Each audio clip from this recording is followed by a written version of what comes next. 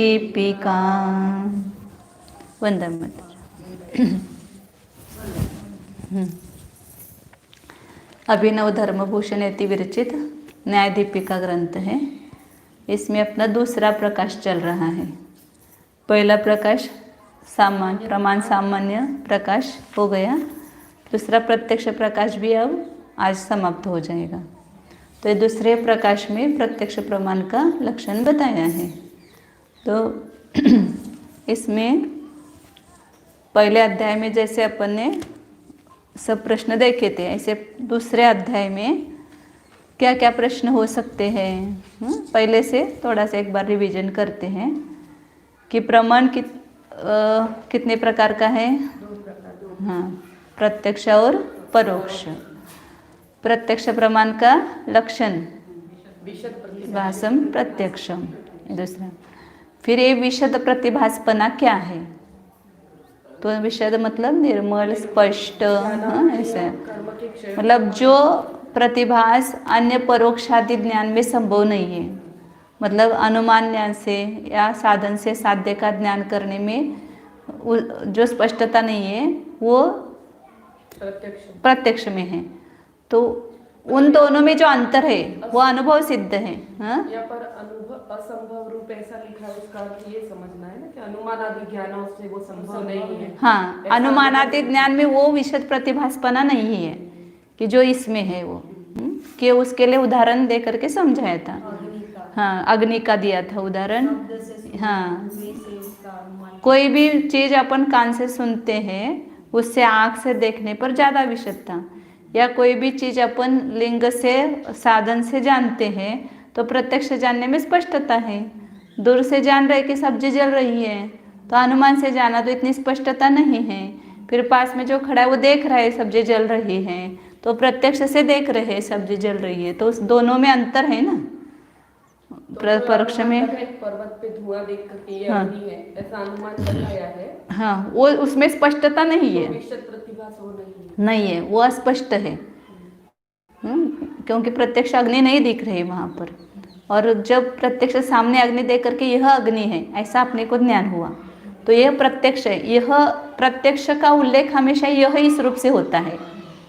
यह आत्मा, यह पुस्तक, यह कपड़ा, यह माइक, तो ये प्रत्यक्ष प्रतिभास है, प्रत्यक्ष है। तो इसमें ज़्यादा विशदता है, इसमें ज़्यादा स्पष्टता है। और जो परोक्ष ज्ञान है उसमें उतनी स्पष्टता नहीं होती है, इसलिए उसको अविशद प्रतिभास ऐसा कहेंगे। ये सब परोक्ष है सब। अब आगे तीसरे अध्याय में आएगा उसका वर्णन। तो विशद प्रतिभासपना क्या है कि जो अनुमान आदि में संभव नहीं है, इस प्रकार यह मतलब विशदता का अर्थ निर्मलता स्पष्टता, इतना ले लो बस, इतना समझ में आए तो भी चलेगा। तो उसमें दो में अंतर क्या है वो समझाने के लिए दृष्टांत दिया है कि अनुमान में या वचन से, आप्त के वचन से जो ज्ञान होता है वो आगम, और साधन से साध्य का ज्ञान होता है वो अनुमान। इन दोनों में उतनी स्पष्टता नहीं है। अभी आप सुन रहे कि आत्मा या कोई भी पुद्गल ऐसा, या कोई भी आप कानों से सुन रहे शब्द से, मतलब आगम के आप्त वचन से, तो उसमें उतनी स्पष्टता नहीं आती है। लेकिन जब आप प्रत्यक्ष आत्मा का अनुभव करेंगे तो उसमें क्या होगी, विशदता, निर्मलता होगी, तो उतना आनंद में भी अंतर आएगा।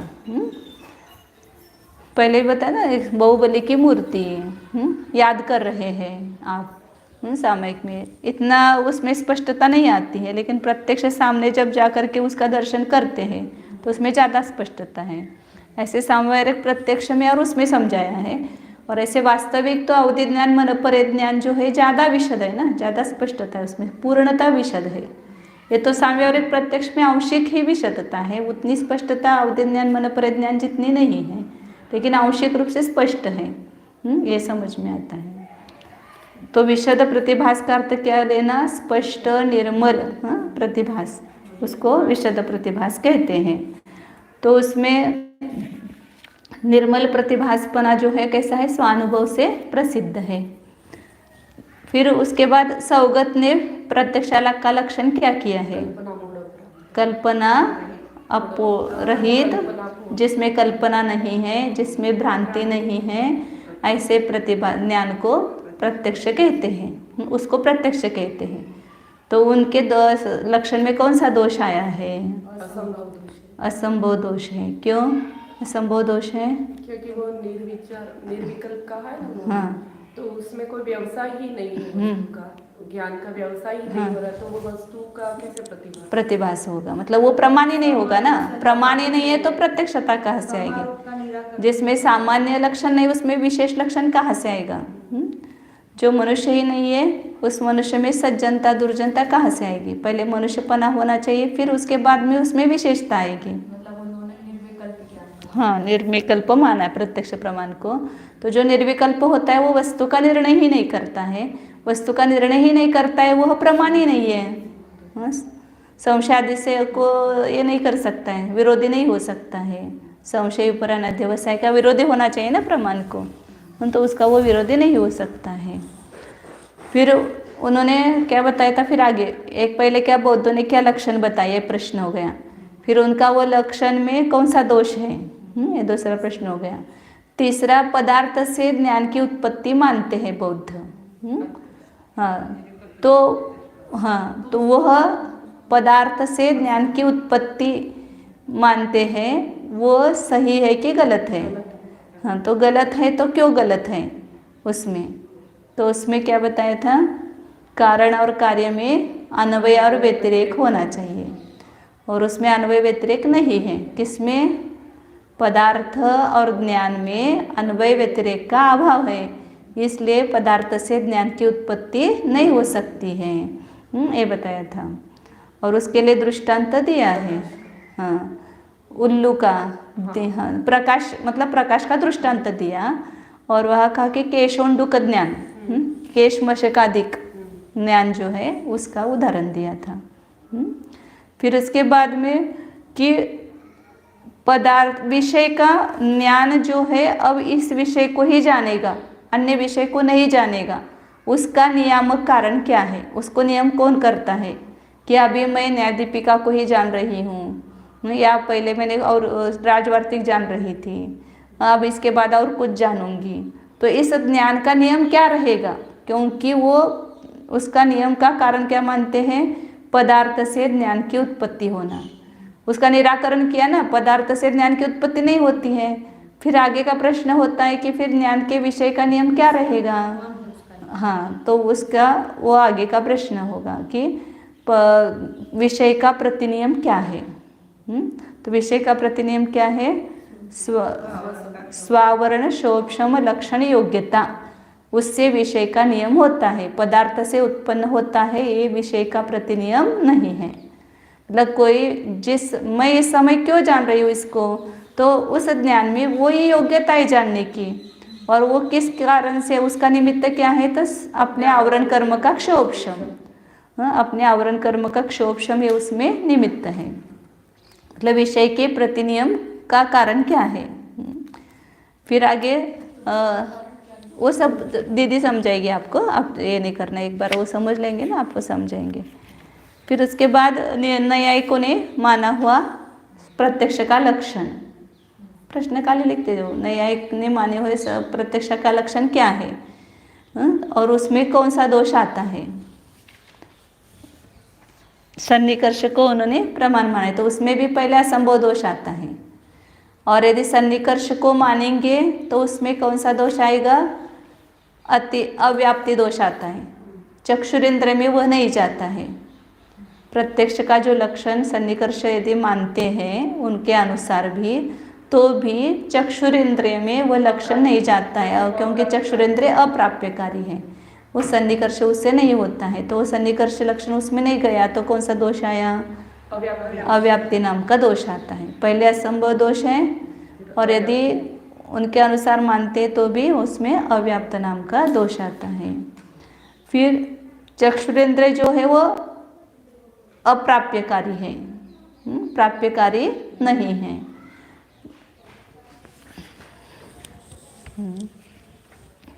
उसमें दो माना है ना उन्होंने, दो प्रकार के चक्षु, एक लौकिक चक्षु और अलौकिक चक्षु। तो यदि पहला चक्षु मानते हैं तो उससे तो विषय की प्राप्ति नहीं होती है, बाधित है। और दूसरा अलौकिक चक्षु है, वह मानेंगे तो उसमें आश्रय सिद्धि नाम का दोष आता है। आश्रय सिद्धि अलौकिक चक्षु में मानते हैं तो उसमें आश्रय, क्योंकि वो सिद्ध ही नहीं है, अलौकिक चक्षु ही सिद्ध नहीं है। हाँ बराबर है। हाँ, इसमें ज़्यादा मत उलझे, इतना 3 तो ध्यान रखना कि न्यायिकों ने प्रत्यक्ष का लक्षण क्या किया है, उसमें कौन सा दोष आता है। चक्षुरिंद्रिय यदि सन्निकर्ष मानते हैं तो चक्षुरिंद्रिय में वह नहीं जाता है लक्षण, इसलिए अव्याप्त नाम का दोष आता है। फिर प्रत्यक्ष के भेद कितने हैं? प्रत्यक्ष के भेद 2 है, साम्यावरिक और पारमार्थिक। उसमें साम्यावरिक लक्षण प्रत्यक्ष किसको कहते हैं? फिर हाँ, एक देश स्पष्ट ज्ञान को, जो इंद्रियों से होने वाले एक देश स्पष्ट ज्ञान को साम्यावरिक प्रत्यक्ष कहते हैं, इंद्रिय और मन दोनों से होने वाला। फिर उस साम्यावरिक प्रत्यक्ष के भेद, अवग्रह, इहा, अवाय और धारणा, और उसकी व्याख्या है, उसके जो लक्षण बताए वो, और उसके दृष्टांत भी। अवग्रह का दृष्टांत, यह पुरुष है या यह पताका है ऐसे, यह सफ़ेद ऐसा, या इन आगे के जो है वो। तो अवग्रह या अवाय धारणा उसके दृष्टांत याद रखना। फिर उसके बाद इस अवग्रह या अवाय धारणा में धारावाहिक ज्ञान के समान अप्रमाणता आती है क्या? नहीं आती है। क्यों नहीं आती है? तो नए नए विषय को जानता है, अपूर्व विषय को जानता है, इसलिए इसमें ये दोष नहीं आता है। धारावाहिक ज्ञान के समान दोष नहीं आता है, अतिव्याप्ति दोष नहीं होता है। फिर आगे पारमार्थिक प्रत्यक्ष के भेद। पारमार्थिक प्रत्यक्ष भेद विकल और सकल। फिर विकल कौन कौन से हैं? अवधि ज्ञान, मन परज्ञान। सकल प्रत्यक्ष केवल ज्ञान, और उसकी व्याख्या है। अवधि ज्ञान किसको कहते हैं, मन परज्ञान किसको कहते हैं, मन केवल ज्ञान किसको कहते हैं।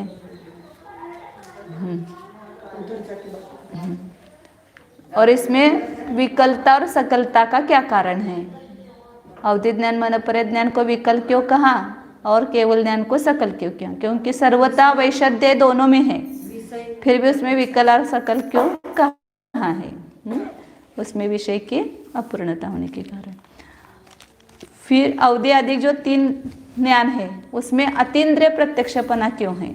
उसको इंद्रिय प्रत्यक्ष माने तो क्या बिगड़ता है? समस्त विषय इंद्रिय वो अपने अपने विषय को ही जान सकता है।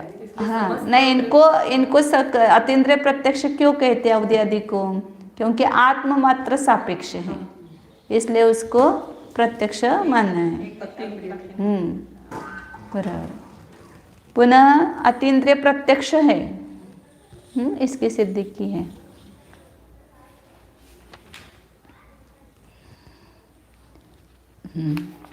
अभी अपना प्रकरण चल रहा था ना सर्वज्ञता की सिद्धि का। मतलब एक अक्ष के 2 अर्थ होते हैं, इंद्रिय और आत्मा। हाँ, इंद्रिय और आत्मा। तो इसको प्रत्यक्ष क्यों कहा है? अवधि ज्ञान, मन परज्ञान ज्ञान और केवल ज्ञान को आत्म सापेक्ष है, इसलिए उसको प्रत्यक्ष कहा है।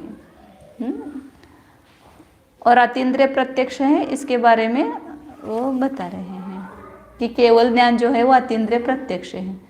तो पहले सामान्य सर्वज्ञ सिद्धि के लिए कौन सा अनुमान वाक्य है? मतलब सर्वज्ञता की सिद्धि किस अनुमान से होती है? सर्वज्ञता की सिद्धि किस अनुमान से होती है?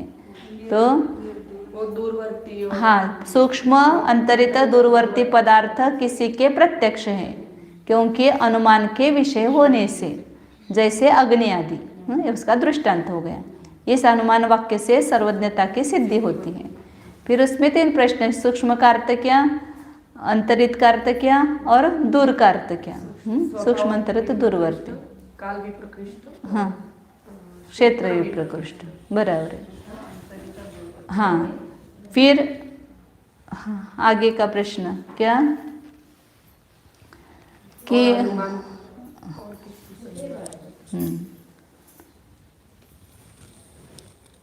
दिखने से वो उसको नहीं, जो सूक्ष्माधिक पदार्थ को जानने वाला ज्ञान है वह अतीन्द्रिय क्यों है, इंद्रिय क्यों नहीं है, इंद्रिय से क्यों नहीं होता है? तो इंद्रिया जो है वो अपने स्व विषय को हाँ जानती है, अपने स्वयोग्य विषय को ही जानती है, संपूर्ण विषय को नहीं जान सकती है। मतलब कोई इंद्रिय ज्ञान से सर्वज्ञ बनना चाहिए तो वह शक्य नहीं है। फिर जो सामान्य सर्वज्ञ की सिद्धि की थी उसको आर्यंत में सिद्ध करना है। तो आर्यंत सर्वज्ञ है, इसके लिए कौन सा अनुमान दिया है? निर्दोष अरिहंत। अब ये कल का प्रकरण है अपना। हाँ, अरिहंत सर्वज्ञ है, क्यों? निर्दोष होने से। हाँ, जैसे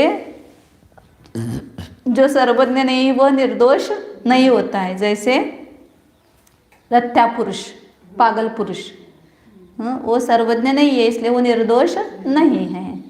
मतलब इस अनुमान से अरिहंत में सर्वज्ञता की सिद्धि हुई। अरिहंत भगवान ही सर्वज्ञ है, क्यों? क्योंकि वे ही निर्दोष है, और जो निर्दोष सर्वज्ञ नहीं है वो निर्दोष नहीं हो सकता है। जहाँ अग्नि नहीं वाद हुआ नहीं हो सकता, ऐसे जहाँ सर्वज्ञता नहीं है वहाँ पर निर्दोषता भी नहीं पाई जाती है। इसलिए उसमें यदि निर्दोषता दिखाई दे रही है तो उसमें सर्वज्ञता है, ये बात सिद्ध होती है। तो इस प्रकार इस अनुमान से 4 अनुमान वाक्य ये याद रखना। सामान्य सर्वज्ञता की सिद्धि का, फिर आर्यंत सर्वज्ञ है इसका, फिर तीसरा आर्यंत में निर्दोषता है इसका। कल गया था आर्यंत निर्दोष है, उसके लिए क्या अनुमान वाक्य करेंगे? आर्यंत निर्दोष है, क्यों? उनके वचन हाँ, युक्ति और शास्त्र से अविरोधी वचन होने से, मतलब उनका वचन युक्ति और शास्त्र से अविरोधी है। ये 3 हो गए अनुमान वाक्य। फिर चौथा अनुमान क्या होगा कि सर्वज्ञ आर्यंत के वचन युक्ति और शास्त्र से अविरोधी है, क्यों? कैसे जाना आपने युक्ति और शास्त्र से अविरोधी है? हाँ, उन्होंने बताया हुआ इष्ट तत्व किसी भी प्रमाण से बाधित नहीं है। सभी प्रमाण से उन्होंने माना हुआ क्या है? मोक्ष का कारण, संसार का कारण, मोक्ष का कारण, और हाँ अनेक धर्मात्मक जो वस्तु, जो उन्होंने अनेकांत स्वभावी वस्तु मानी है, इसमें किसी भी प्रमाण से बाधा नहीं आती है। इसलिए जो उन्होंने बताया है वह युक्ति और शास्त्र से अविरोधी है, ये साध्य की सिद्धि होती है। 4 अनुमान याद रखना क्रम से। सामान्य सर्वज्ञ सिद्धि, आर्यंत में सर्वज्ञ की सिद्धि, आर्यंत में निर्दोषता की सिद्धि, और आर्यंत में युक्ति शास्त्र के अविरोधी वचन पढ़ने की सिद्धि। अब इस अगला प्रकरण अपना लेते हैं, आज वो पूरा करना है। 26 नंबर का पैराग्राफ है। अब जो 4 अनुमान के 3 आर्यंत में सिद्ध करने के लिए कहते हैं ना, वही अब उल्टे 3 अनुमान करेंगे बराबर। हाँ, एवं अपि सर्वज्ञत्वम अर्हतः एव इति कथम।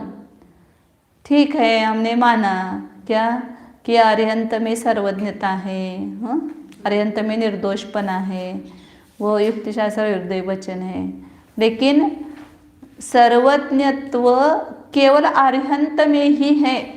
ये बात कैसे? अरिहंत में है हम मान रहे हैं, लेकिन ये वो शब्द लगा अरिहंत में ही है, अन्य किसी में नहीं है। जैसे होशियार लड़का होता है ना, कोई गुरुजी होशियार को क्या बोलते हैं, जो बहुत होशियार ही बोलते हैं ना, चतुर, मतलब जो क्लास में जो होशियार लड़का होता है उसके यदि स्तुति करते तो अन्य लड़कों को क्या लगता है?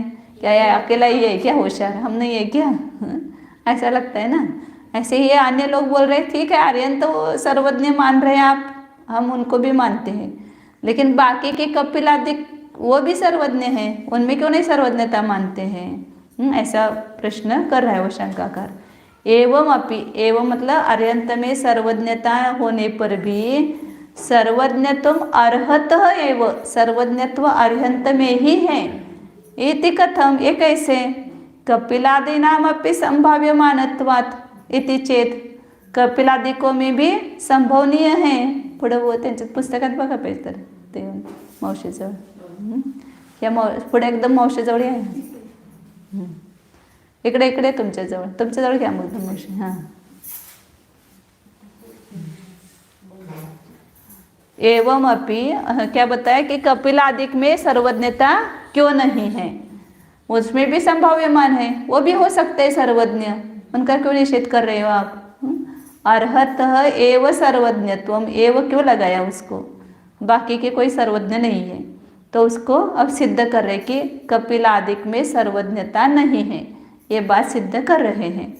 कपिलादयः न सर्वज्ञाः सदोषत्वात्, अनुमान से सिद्ध करना पड़ेगा ना, आप में सर्वज्ञता नहीं है इतना कहने से वो सर्वज्ञ का अभाव नहीं होगा। क्यों नहीं है, क्यों का ये सब तर्क न्याय शास्त्र क्या बताता है, क्यों, ऐसा क्यों, उसका कारण बताओ। तो ऐसे यहाँ पर सब में कारण बताया कि कपिलादिक सर्वज्ञ क्यों नहीं है, तो कहा कि सदोषत्वात्, वो जो हेतु जो तर्क के ना अरंत के बारे में, वही सब बराबर उल्टा करेंगे। ये कपिलादि जो वो उस समय बहुत प्रसिद्ध होंगे कोई ऐसा? नहीं, वो सांख्य मत कपिल ने चालू किया ना, कपिल से सांख्य मत की उत्पत्ति हुई, बुद्ध से बौद्ध धर्म की उत्पत्ति हुई है। ऐसे वो अन्य सब मत के प्रस्थापक जो है वो उनके ईश्वर है ना, उनको ईश्वर मानते हुए सांख्य कपिल को मानते हैं ऐसे। तो इसलिए वो छडाला में बताया ना, कपिलादि रचित श्रुत को अभ्यास, हाँ, तो दूसरों का नाम नहीं लेना, इसलिए फिर उसमें बदल किया, राग द्वेष कृत श्रुत अभ्यास, ऐसा कपिलादिक, ऊपर से लिखती हूँ यहाँ से,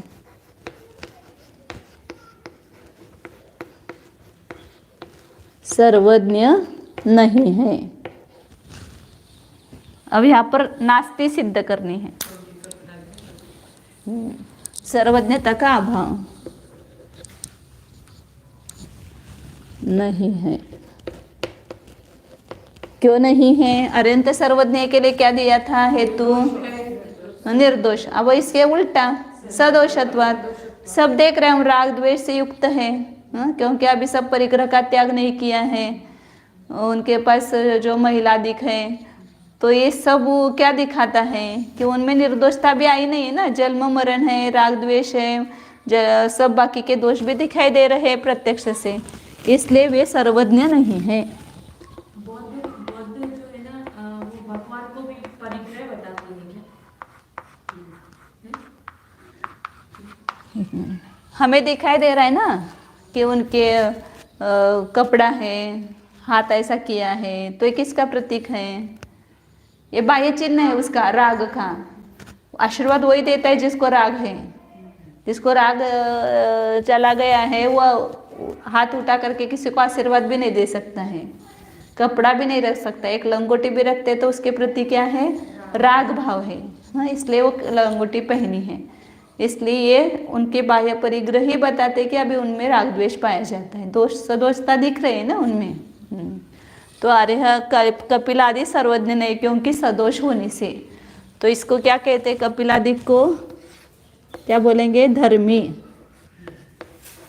सर्वज्ञ नहीं है ये साध्य है पूरा, सर्वज्ञता की नास्ति, और सदोष होने से क्या हो गया, साधन बोलो इसको या हेतु बोलो। अब इसका भेद आपको समझ में आएगा, अनुमान जब आगे पढ़ेंगे तब। सदोष होने से,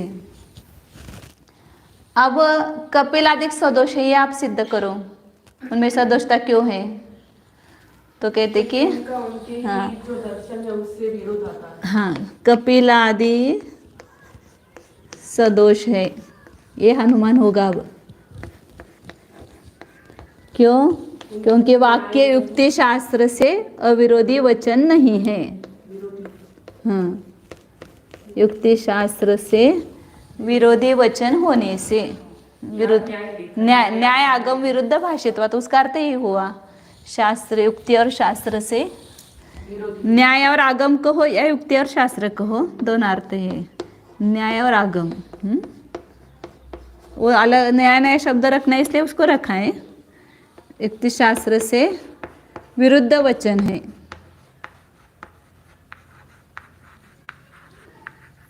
मतलब उन्होंने जो बताया है वह, उनका वचन जो है वो युक्ति और शास्त्र से विरुद्ध वचन है।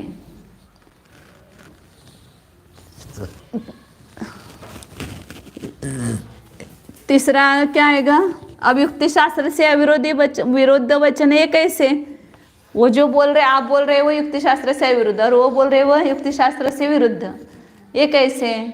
तो कहा कि वो इसलिए समझ में आ रहा है कि वो जो तत्व बता रहे हैं हमको, उस तत्व में प्रमाण से बाधा आती है, क्योंकि उन्होंने जो जो कहा है, तत्व क्षणिक कहा, या कपिल ने जो है वो सर्वथा नित्य कहा, तो कोई भी वो सर्वथा नित्य नहीं ना, प्रत्यक्ष से उसमें अनित्यपना दिखाई दे रहा है, प्रत्यक्ष प्रमाण से बाधित है सर्वथा नित्यपना वगैरह। इसलिए उसमें युक्ति शास्त्र से अविरुद्ध वचन नहीं है, मतलब विरुद्ध वचन है।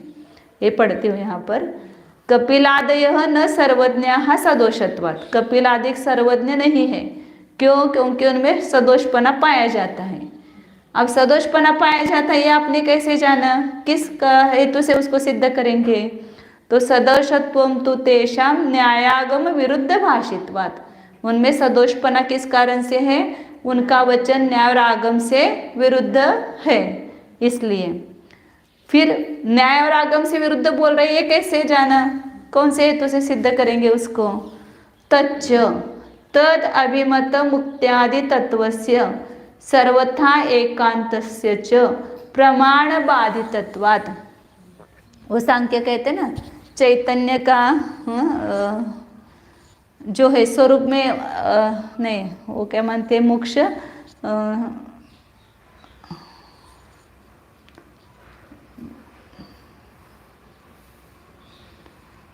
द्रष्टुः स्वरूपे अवस्थानम, स्वरूपे मतलब चैतन्य मात्रे अवस्थानम आत्मनः मोक्षम इति मतम। उन्होंने जो है ना बुद्धि वगैरह सब प्रकृति का धर्म, मतलब जड़ इसका प्रकृति एक नाम, दो तत्व माने सांख्य ने, एक प्रकृति और एक पुरुष, और पुरुष को सर्वथा नित्य मानते हैं।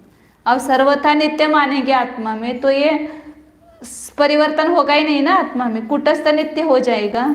तो संसार मोक्ष या अवस्था कैसे होगी पुरुष की, या जो अज्ञानी ज्ञानी यह अवस्थाएं नहीं हो सकेंगी, क्योंकि सर्वथा नित्य उसमें बदल होता नहीं है। फिर उन्होंने प्रकृति का धर्म बुद्धि मानी है। बुद्धि किससे उत्पन्न हुई? प्रकृति से। और वो बुद्धि का अभाव ही हुआ मोक्ष में, केवल चैतन्य स्वरूप में अवस्थान हुआ, वो मोक्ष है, ऐसा मानते हैं। तो उसमें अनेक प्रकार की बाधा आती हैं। के नाश को मोक्ष मान लिया। हाँ, तद अभिमत मुक्त्यादि तत्व से, उन्होंने माना हुआ जो मुक्त्यादि तत्व है उसका, और सर्वथा एकांतस्य, सर्वथा नित्य वस्तु पुरुष को नित्य माना, तो उसमें क्या है? वह तत्व प्रमाण से बाधित है। उसमें प्रमाण से मतलब प्रत्यक्ष प्रमाण से बाधा आ रही है, क्योंकि प्रत्यक्ष हम वस्तु को देख रहे हैं, आत्मा को अनित्य देख रहे हैं। सभी जगत की वस्तुएं जो है वह अनित्य है, उसमें कथनचित अनित्यपना और कथनचित नित्यपना प्रतिभाषित हो रहा है, उसका खंडन किया है। क्योंकि सर्वथा नित्य मानेंगे तो विकार ही उत्पन्न नहीं होगा, परलोक भी नहीं होगा, और ये कारण कार्य संबंध भी नहीं होगा नित्य मानेंगे तो, ये कुछ भी सिद्ध नहीं होगा नित्य मानेंगे तो उसमें प्रत्यक्ष से बाधा दिखाई देती है। हम प्रत्यक्ष देखते हैं कि वस्तु में बदल हो रहा है।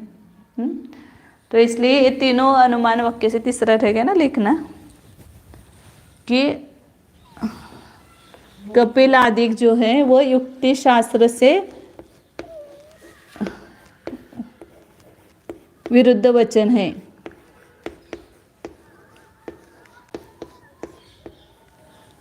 विरुद्ध वचन है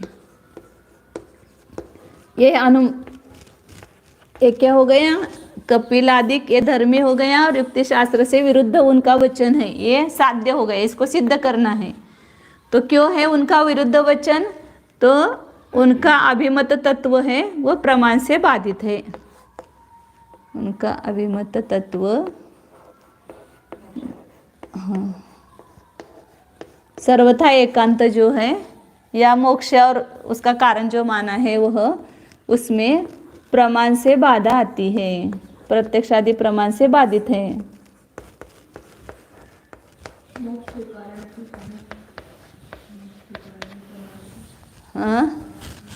संक्षेप में उनका अभिमत तत्व प्रमाण से बाधित है, ऐसा लिखा तो चलेगा। मुक्त्यादी तत्व सर्वथा एकांत मतलब अभिमत तत्व का है। अभिमत तत्व मतलब माने उन्होंने माना हुआ, अभी मतलब उनका इष्ट जो है, का जो इष्ट है। उनका जो इष्ट तत्व है, अभी मतलब इष्ट, इष्ट क्या, जो मोक्ष मोक्षादि का स्वरूप, मोक्षादि का स्वरूप और सर्वथा एकांत, ये प्रमाण से बाधित है। सर्वथा नित्य एकांत मानते हैं ना वो एकांत, ये उनका अभिमत तत्व है। मोक्षादि का स्वरूप उन्होंने क्या माना है, दृष्टा का स्वरूप में अवस्थान होना, वह मोक्ष माना है, वह प्रमाण से बाधित आता है। क्योंकि चैतन्य विशेष अनंत ज्ञानादिक भी उनमें है ना, वो ज्ञान मानते नहीं, केवल चैतन्य स्वरूप मानते पुरुष का। ज्ञान तो प्रकृति का धर्म मानते हैं। हाँ, मतलब प्रकृति जड़ है, अचेतन है, और उसका धर्म ज्ञानादिक मानते हैं। तो वहाँ पर मोक्ष में ज्ञान नहीं है, केवल चैतन्य स्वरूप में अंतर्लीन है, ऐसा मानते हैं। चैतन्य जो ज्ञान नहीं है, चैतन्य स्वरूप पुरुष का स्वरूप है चैतन्य, ऐसा मानते हैं। मतलब वो क्या है, सब जितने भी शास्त्र निकले हैं वो अरिहंत भगवान की दिव्य ध्वनि से आया हुआ जो उपदेश है उसी में से निकले ना। उसके एक एक भाग को लेते हैं और उसका मर्म तो समझ में आया नहीं, और एक ही तत्व को लेकर के उसको वैसा बताते हैं एकांत से। जैसे अपन भी कहते हैं ना, क्षौक्षमिक ज्ञान का अभाव होता है ना मोक्ष में, वो क्षौक्षमिक ज्ञान को ही ज्ञान कहते हैं, बुद्धि। वो सही है, उनका गलत नहीं है, लेकिन यदि उसका अपेक्षा लेकर के वो कथन करेंगे तो सही है, लेकिन अपेक्षा लेकर के कथन नहीं करते हैं, इसलिए वो गलत होता है। तदुक्तम स्वामी भी ही है, वो वही स्वामी मतलब समंत भद्राचार्य ने भी देवागम स्तोत्र में कहा है। पूरा जो अभी प्रकरण हुआ ना, उसकी 2 कारिकाई है उसमें, देवागम स्तोत्र में, वो यहाँ पर दी है संदर्भ रूप से उन्होंने। सत्वमेवासि निर्दोषो युक्तिशास्त्रा विरोधि वाक् अविरोधो यदिष्टं ते प्रसिद्धेन न बाध्यते। क्या हो गया, बोलो श्लोक, बोलो श्लोक। सत्वमेवासि निर्दोषो युक्ति शास्त्रा विरोधि वाक् अविरोधो यदिष्टं ते प्रसिद्धेन न बाध्यते। ये 5 नंबर की कारिका है, नहीं ये 6 नंबर की है, 6 नंबर की है। तो पहले जो देवागम स्तोत्र है ना, उसमें 6 नंबर का श्लोक है। पहले 5 कारिकाएं हुई हैं, तो 5 कारिकाओं में उन्होंने सिद्ध किया है। बहुत अच्छा सुंदर प्रकरण है वह। समंत भद्राचार्य ने भगवान के सामने रह करके भगवान की परीक्षा की। भगवान को कटघर क्या बोलते, वो वकील का ये रहता है ना, हाँ कटघर, उसमें रखा उनको, और वो न्यायाधीश होकर के उनको पूछ रहे हैं कि आपको सब लोग क्यों पूजते हैं, हम आपकी पूजा क्यों करते हैं, क्यों करें। हाँ, तो रूपक बनाते हैं ना, ऐसा भगवान के सामने जाकर के कुछ भी बोल सकते हो ना आप, ये भगवान तुम ऐसे हो वैसे हो, मेरा दुख क्यों नहीं दूर करते हो, ऐसा कुछ भी बोलते हैं ना, जो मन में आए वो बोलते हैं। तो ऐसे समंत भद्राचार्य ने भी भगवान के सामने जाकर के उनकी परीक्षा की कि हे भगवान, आपको ही हम क्यों माथा टेकते हैं, आपको ही क्यों पूज्य मानते हैं, बाकी के जो लोग हैं उनको नहीं मानते और आपको ही क्यों मानते हैं, उसका क्या कारण है। तो भगवान ने कहा कि देखो मेरे पास कितना वैभव है, मेरा आकाश से गमन होता है, देवागमन भोयान चामरादि विभूतय माया विश्व विदृश्यन्ते नातस्तमसि नो महान।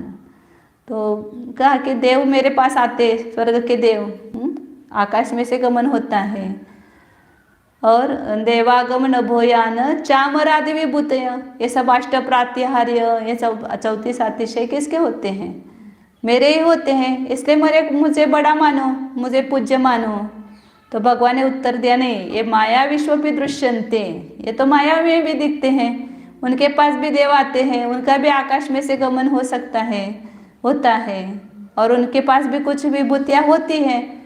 तो इसके कारण हम आपको बड़ा मानेंगे तो उनको भी मानना पड़ेगा, आपको ही क्यों। इस कारण हम आपको बड़ा नहीं मान सकते। फिर आगे भगवान ने उत्तर दिया कि मेरा शरीर देखो कैसा है, परम औदारिक सप्त धातु रहित स्फटिक जैसा वो शरीर है, इसलिए मुझे बड़ा मानो, मुझे महान मानो। ऐसा शरीर तो किसी का नहीं है। तो आचार्य ने कहा कि नहीं, ये शरीर भी पाया जाता है। देवों का जो वैक्रिक शरीर है वो भी सप्त धातु रहित है, उसमें भी सात धातु नहीं, मूल अधिक नहीं है। तो फिर उनको भी बड़ा मानना पड़ेगा। अध्यात्म बहिरपेश विग्रहादि महोदय, वो देवों में भी देखा जाता है, वो बोलते तो आ जाएगा। और फिर कहा कि ठीक है, देवों में पाया जाता है तो स्वर्ग के देवों को भी पूज्य मानना पड़ेगा, बड़ा मानना पड़ेगा, उनकी भी इंद्रादि की भी पूजा करनी पड़ेगी। तो बोले कि इस कारण हम आपको बड़ा नहीं कहते हैं। ठीक है, वो भी छोड़ दो। मैंने इस विश्व में जगत में क्या किया, तीर्थ का उपदेश दिया, तीर्थ चलाया, तीर्थंकर कहलाता हूँ मैं, इसलिए आप बड़ा मानो। सब तीर्थंकर करके नमस्कार करते ना, इनका शासन चल रहा है इसलिए बड़े हैं। बोले कि नहीं, कि ये तीर्थ चलाने वाले तो बहुत सारे हैं जगत में, फिर आपने तीर्थ चलाया इसलिए आपको बड़ा मानेंगे।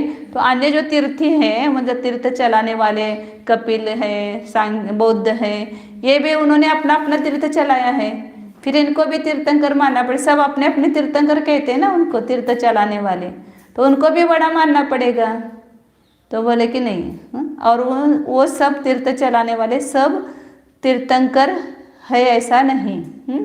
कश्चित उसमें कोई एक तीर्थंकर हो सकता है, कोई एक का ही कथन सही हो सकता है, सब का सही नहीं हो सकता है। फिर किसका सही और किसका झूठ, वो कौन ठहराएगा। तो फिर आगे जा करके चौथी कारिका में निर्दोषता की सिद्धि की। दोषावरणयोर्हानिर्निशेषास्ति दिशायेन क्वचित स्यता स्वहेतुभ्यो बहिरंतर्म लक्ष्य। ये चौथी कारिका में आवरण राग आदि का कहीं ना कहीं पूर्णतः क्षय हुआ है, क्योंकि उसमें अतिशयपना पाया जाता है। किसी में कम दोष, किसी में ज़्यादा दोष, किसी में थोड़ा आवरण, किसी में ज़्यादा आवरण। तो कहीं ना कहीं पूर्ण दोष और आवरण का अभाव कहीं ना कहीं होना चाहिए। जैसे सोने में जो खदान से निकला है उसमें किट्टिमा और कालिमा होती है, तो उसमें तपाते हैं, तो उसमें जैसे जैसे तपाते हैं उतना उतना उसमें किट्टिमा और कालिमा का अभाव होता जाता है। और पूर्णता ऐसे 16 ताव से तपा हुआ जो सोना है उसमें से पूर्णता किट्टिमा और कालिमा का अभाव हो जाता है। तो अंतरंग मल और बहिरंग मल, इन दोनों का अभाव दिखाई देता है।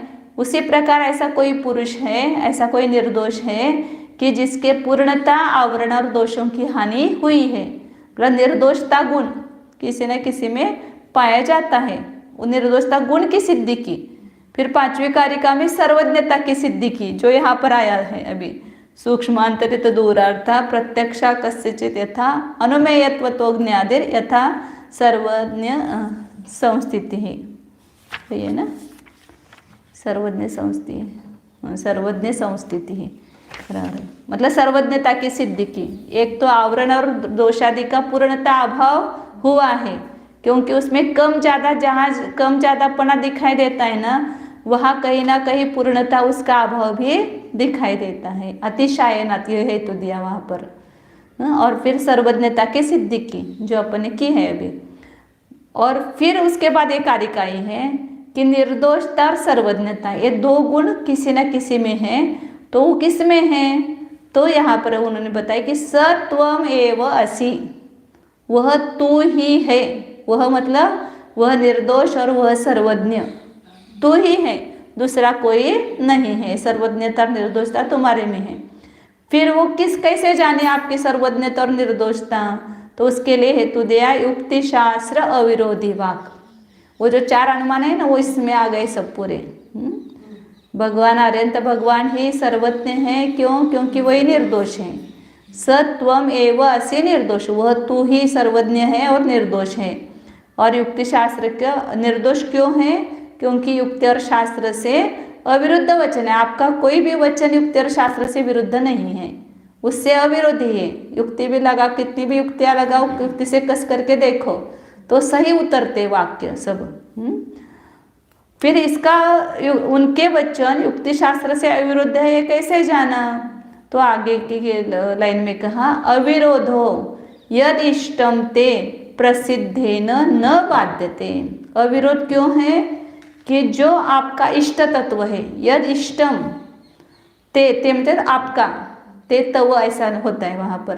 तव मतलब आपका मत, इष्ट मत, प्रसिद्ध मतलब प्रत्यक्ष प्रमाण से न बाध्यते, बाधित नहीं होता, उसमें कहीं पर भी प्रत्यक्ष से विरोध या अनुमान आदि से भी विरोध नहीं आता है।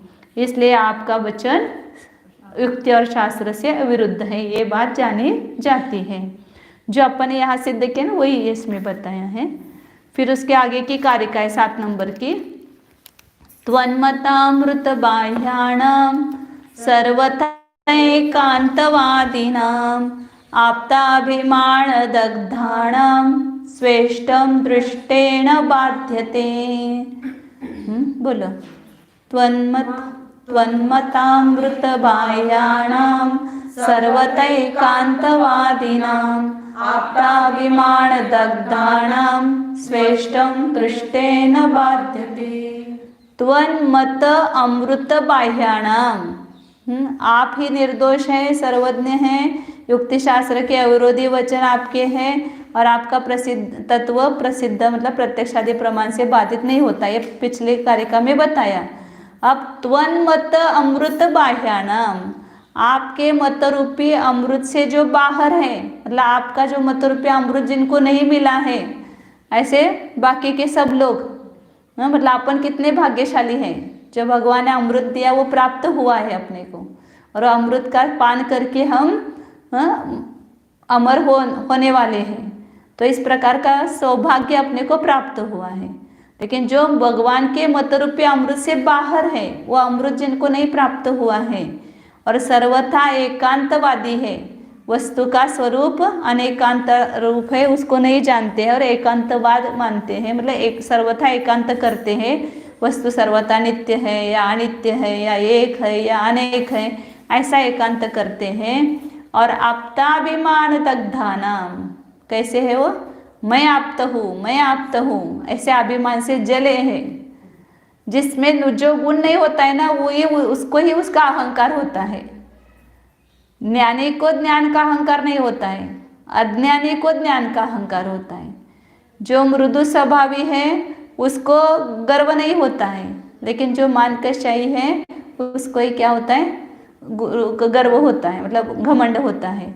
तो कहते कि जो आप्त के अभिमान से चल, आप्त नहीं है लेकिन आप्त बनने का अभिमान है कि मैं आप्त हूँ, मैं सर्वज्ञ हूँ, मैं मत प्रवर्तक हूँ, इस प्रकार के अभिमान से जो जले हुए हैं वे स्वेष्टम दृष्टेन बाध्य, उनका जो स्व इष्ट है, उनका जो इष्ट अभिमत तत्व है, अभी बताए ना अभिमत तत्व, दृष्टेन बाध्यते, प्रत्यक्ष से बाधित है। दृष्ट मतलब प्रत्यक्ष, पीछे के इसमें भी आया था ना प्रसिद्ध, प्रसिद्ध मतलब प्रत्यक्ष लेना, वहां पर प्रत्यक्ष प्रमाण से बाधित है। प्रत्यक्ष से ही उनका मत सिद्ध नहीं होता है। कैसे नहीं होता है? इसका पूरा देवागम स्तोत्र जो लिखा है ना समंत भद्राचार्य ने, पूरा ये उसकी सिद्धि की है, इसकी कि आपका इष्ट तत्व प्रसिद्ध से बाधित नहीं है और अन्य लोगों का, एकांतवादी लोगों का इष्ट तत्व प्रत्यक्षाधिक प्रमाण से बाधित है। बस उसको दिखाने के लिए पूरा देवागम स्तोत्र की रचना होगी। इतने 7 कारिका में खाली भगवान के गुण बताए वहाँ पर। फिर इसके बाद क्या है? सब एकांतों का खंडन है। वही आगे यहाँ 2 लाइन में उन्होंने बताया है। इति कारिका द्वयेन, इसको कारिका नाम दिया हुआ, देवागम की कारिका है ये। ऐसा विचार है आगे जा कर के देवागम स्तोत्र लेने का, 1-2 महीने में जब भी अवसर आएगा इसके बाद लेने का विचार है।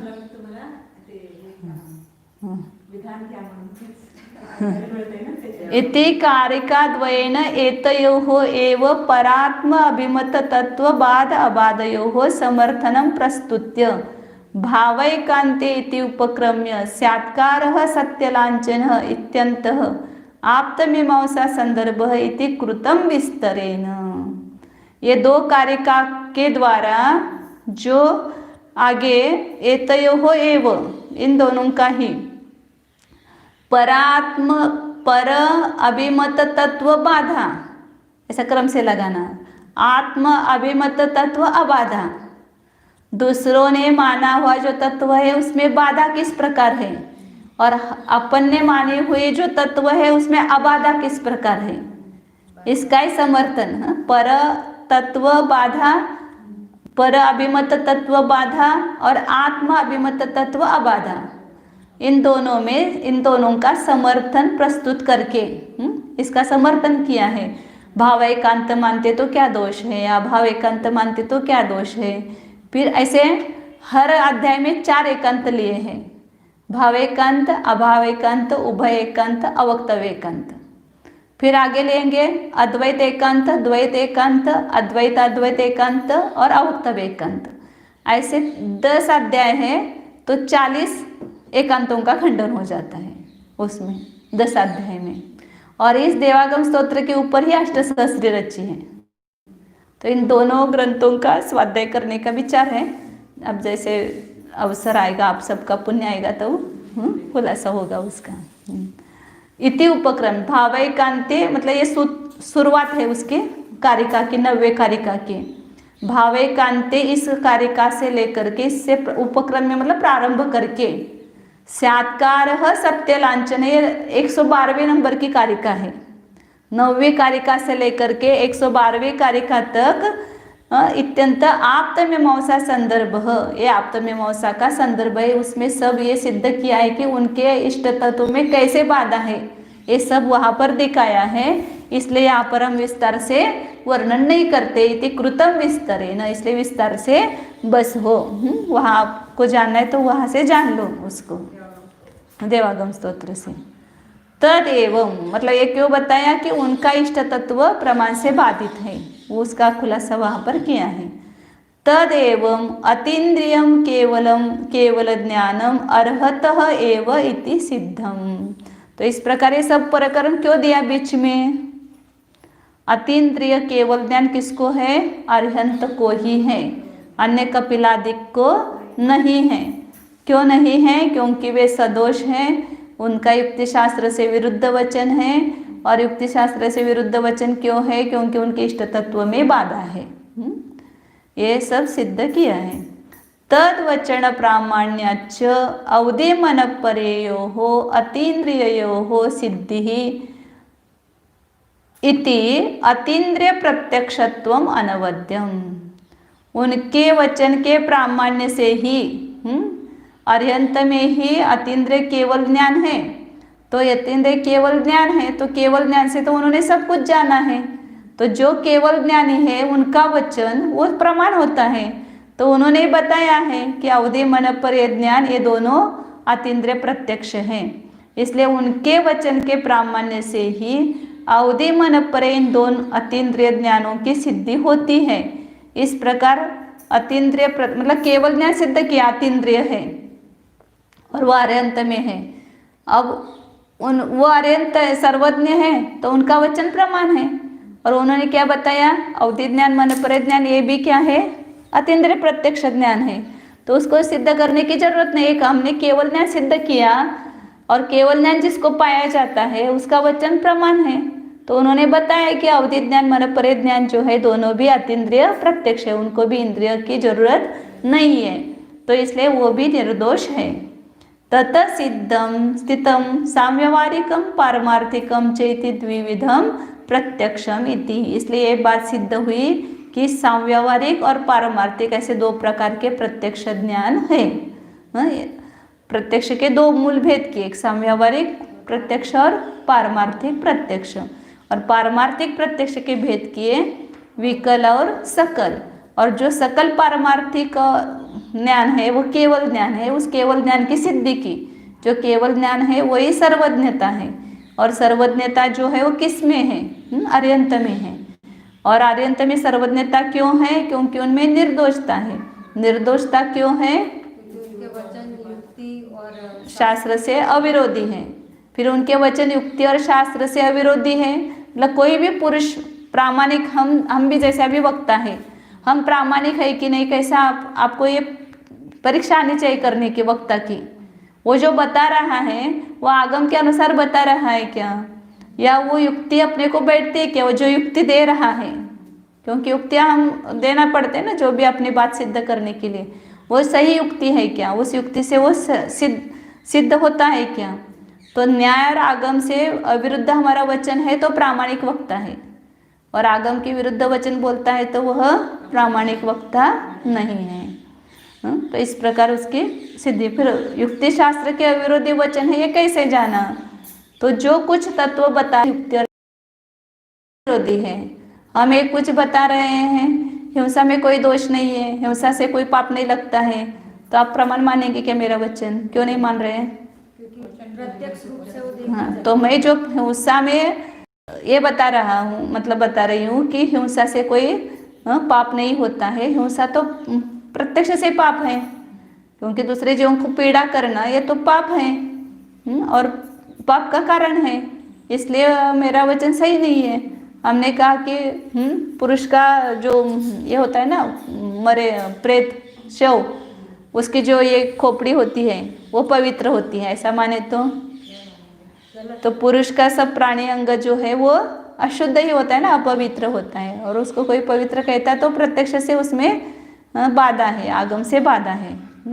धर्म जो है वो दुख देने वाला है, ऐसा कहा, तो हमारा वचन तो आप तुरंत पहचान करेंगे ना, उसमें बाधा आती है आगम से, क्योंकि आगम में तो धर्म को सुख का कारण कहा है, और प्रत्यक्ष में भी देखते हैं अनुभव में कि धर्म करते तो वहाँ पर आनंद मिलता है। तो जो अभी दुख देता है वो आगे भी कैसे सुख देगा। तो धर्म वर्तमान में भी आनंद का कारण है, यह हम अनुभव करते हैं, और उसका फल जो है वो भी आनंद ही होगा, दुख नहीं होगा। इस प्रकार वक्ता के वचनों की हम युक्ति मतलब परीक्षा कर सकते हैं, ये सही बोल रहा है या गलत बोल रहा है। तो उसको ये देखना है कि वो जो इष्ट तत्व बता रहा है उसमें कोई प्रमाण से बाधा आती है क्या, तो उसका वचन है वह युक्ति और शास्त्र से विरोधी है, और युक्ति और शास्त्र से अविरोधी बोलता है तो वो सही क्या बोलते हैं, वक्ता यथार्थ वक्ता है, वक्ता की प्रमाणता है। इस प्रकार इति श्री परम अर्हत आचार्य धर्मभूषण इति विरचितायां न्याय दीपिकायां प्रत्यक्ष प्रकाशः द्वितीयः। इस प्रकार दूसरा प्रत्यक्ष प्रकाश है। पहला सामान्य प्रकाश हुआ, सामान्य प्रमाण सामान्य प्रकाश हुआ, दूसरा प्रत्यक्ष प्रकाश हुआ। अब तीसरे अध्याय में परोक्ष प्रकाश है, उसका नाम क्या है? मतलब परोक्ष प्रमाण के लक्षण, उसके भेद, उसका सब बताएंगे। 5 मिनट है, थोड़ा सा 2-3 लाइन हो जाएगी, उतना लेते खाली परोक्ष प्रकाश का प्रमाण। इसकी तैयारी करना है और चतुर्दशी के दिन परीक्षा देना है। और 3-4 दिन होंगे ना अभी। 11 से नहीं, 10 में होगी। कौन से दिन? सोमवार को होगी ना 14 से, तो रविवार को है क्या? संडे को? हाँ, तिथि में तारीख जैसा नहीं है, कभी वृद्धि होती है, कभी क्षय होती है। ठीक है, देखते हैं, आप तैयारी करो 3 दिन में। हाँ, तैयारी हो जाएगी। ऐसे नहीं होती परीक्षा की तारीख निश्चित होते तो अपनी तैयारी हो जाती। 2 दिन लगते हैं। बराबर है, बड़ा नहीं है ना, छोटा है। 2 दिन में हो जाए। हाँ बराबर है, वो इसीलिए परीक्षा देना है अपने को कि उसकी तैयारी हो जाती है, बस वो सब विषय अपनी बुद्धि में ग्रहण होता है। अब तीसरा परोक्ष प्रकाश है। अथ परोक्ष प्रमाण निरूपणम प्रक्रम्यते। परोक्ष प्रमाण का निरूपण प्रक्रम्यते का अर्थ प्रारंभ करते हैं। परोक्ष प्रमाण की व्याख्या की है, अविशद प्रतिभासम परोक्षम। और वो भी बताना रह गया कि परसों से सुबह भी होगी न्याय दीपिका की क्लास, सुबह 9 बजे से 9:45 बजे तक, और दोपहर में 3:15 से 4:15 बजे तक। हाँ, समय सार कल समाप्त होगा, तो ये न्याय दीपिका 10-12 दिन में पूरी करनी है अपने को, तीसरा अध्याय। इसलिए सुबह और दोपहर में 2 पीरियड होंगे।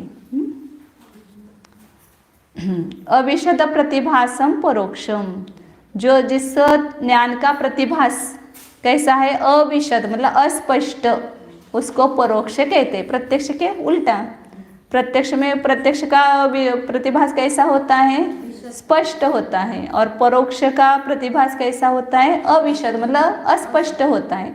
जैसे उदाहरण दिया था अभी कि दूर से हम धुआं को देख करके अग्नि का अनुमान कर रहे हैं, वहाँ अग्नि का प्रतिभास जो हो रहा है वो स्पष्ट नहीं हो रहा है। और प्रत्यक्ष हम आंखों से जब अग्नि देखते हैं तो वहाँ पर कैसा है प्रतिभास, स्पष्ट है कि ये अग्नि है। तो इस प्रकार का उस दोनों में परोक्ष और प्रत्यक्ष में अंतर है। फोन से किसी को सुनते हैं, फोन पर बात कर रहे हैं ना, तो जिसके साथ बात कर रहे हैं उसका चेहरा भी याद आ रहा है, उसके शब्द भी सुनाई दे रहे हैं, फिर भी वो व्यक्ति प्रत्यक्ष नहीं, मतलब उतना उसमें क्लियरता नहीं होती है, मतलब स्पष्टता नहीं होती है।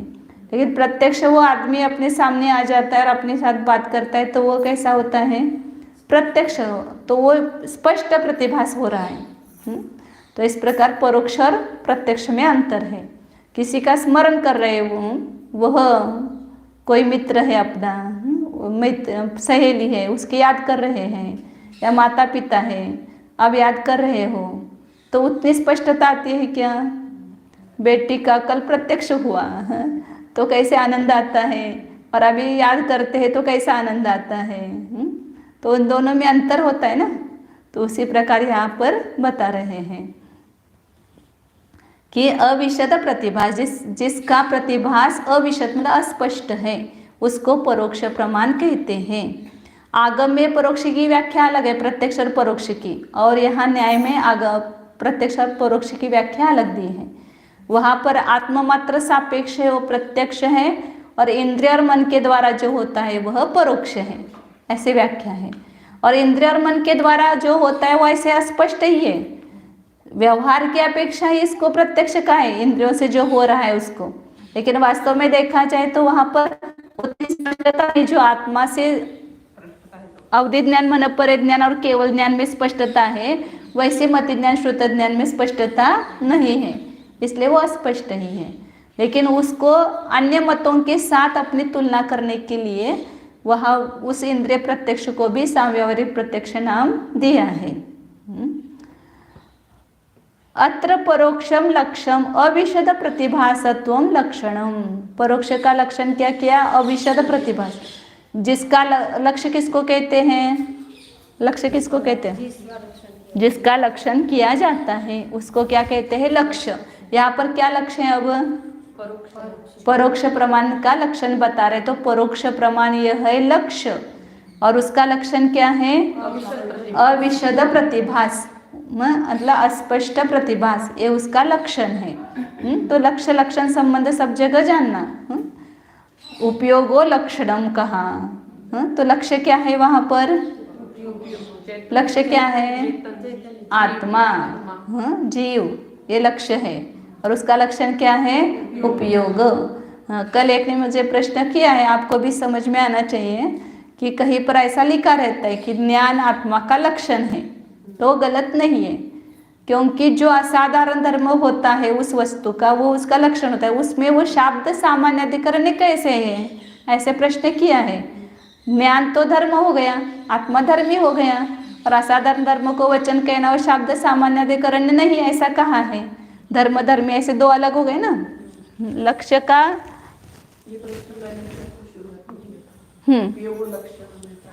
हाँ, तो वहाँ बताया था ना मैंने, उपयोग भले ही कहा, वहाँ तो उपयोगवान लेना है, वहाँ पर उपयोग एक गुण न लेकर के उपयोग सह, हाँ उपयोगवान सह, ऐसे यहाँ पर हाँ आत्मा ये लक्ष्य है,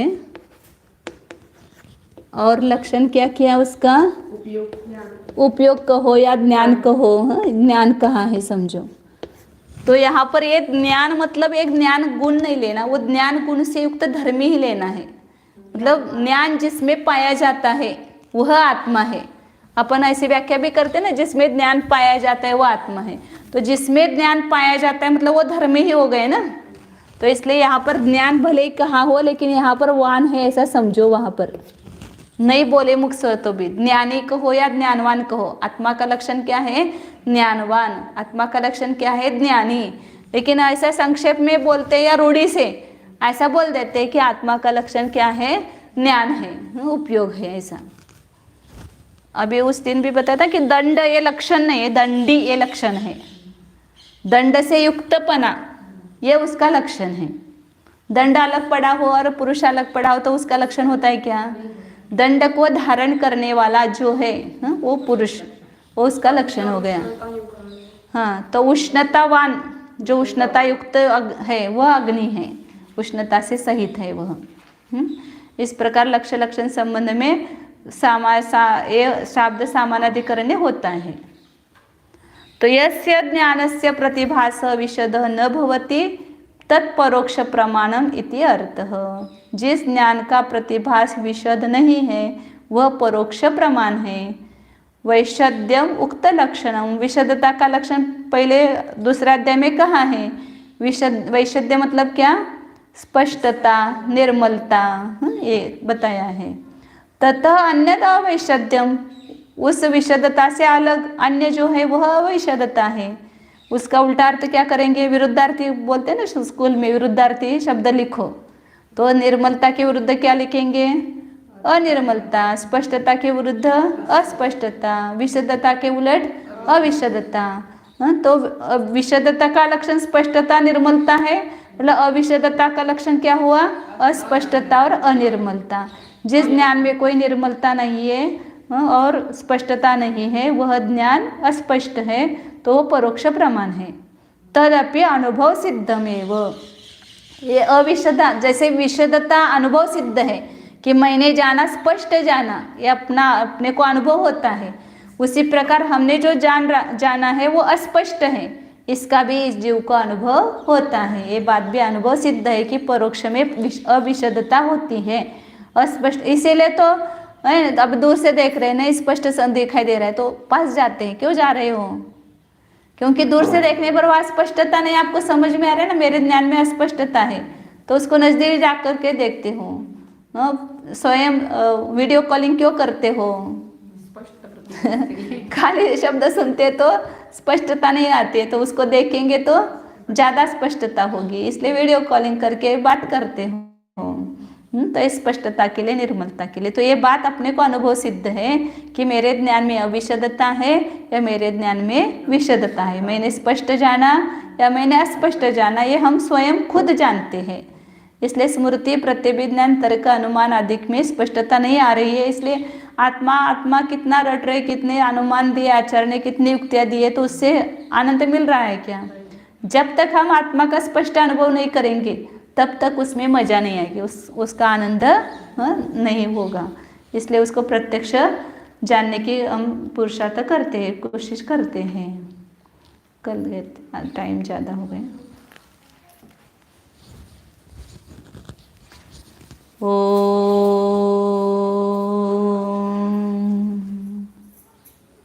जानिए यह मैं शुद्ध चैतन्यमय तत्व हूँ, सहज तत्व है, परनिरपेक्ष है, स्वतः सिद्ध है, अनादि अनंत है, टंकोत्कीर्ण न्यायक स्वरूप है,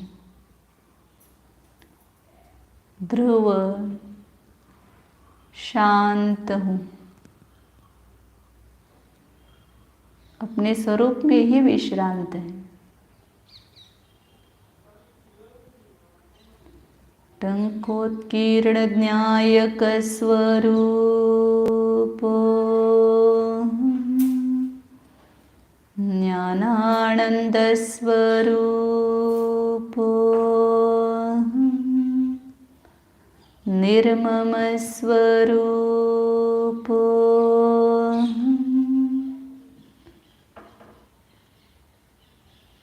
एकत्व विभक्त स्वरूप, शुद्धोऽहम् एकोऽहम् ध्रुवोऽहम्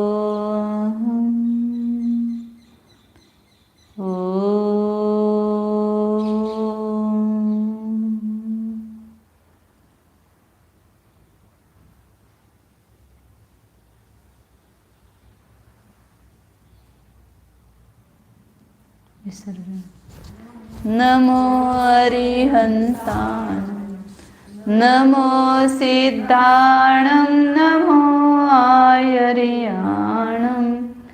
नमो वज्रायाणं नमो लोये सवसाहूणं